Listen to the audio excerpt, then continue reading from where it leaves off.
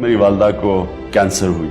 क्योंकि पाकिस्तान में कोई कैंसर हॉस्पिटल नहीं था, मैंने अपनी वालदा को बहुत तकलीफ में इस दुनिया से जाते देखा।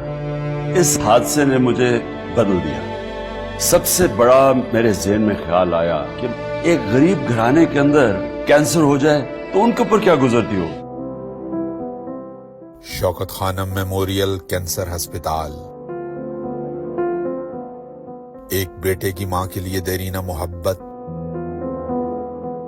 और गरीबों के एहसास की लाजवाल दास्तान है। मुझे चोट लगी थी और दर्द होती थी पहले, फिर टांग टूट गई। फैसलाबाद चले गए, फैसलाबाद वालों ने रिपोर्ट करवाई भाई से, फिर रिपोर्ट में आया कैंसर हो गया बच्चे को। हमारी गली का एक डॉक्टर है, उन लोगों ने फिर कहा इसका शौकत खान में इलाज होगा। कौम के मसीहा इमरान खान ने 1994 में मुल्क के पहले और सबसे बड़े खैराती कैंसर अस्पताल की बुनियाद रखी, जहां 75% मुस्तहिक मरीजों को बिला तफरीक व तखसीस आलमी मयार के इलाज मुआलजे की सहूलियात बिल्कुल मुफ्त फराहम की जाती हैं। कब मेरा बेटा इजराइल से ब्लड कैंसर हो गया था, इस मुश्किल वक्त में सब अपनों ने साथ छोड़ दिया और एक साथ था वो इमरान खान का, जिनकी वजह से आज मेरा बेटा बिल्कुल ठीक है और सेहतयाब है। मैं इमरान खान को दिल से दुआ देती हूँ। मेरी 5 साल की बेटी हबीबा, जो टीवी में भी इमरान खान साहब को देख लेना तो वो कहती इमरान खान साहब आ गया, वो चैनल वहीं पे रोक लेती है और खुश होती है और कहती है शौकत खान जिंदाबाद, इमरान खान जिंदाबाद।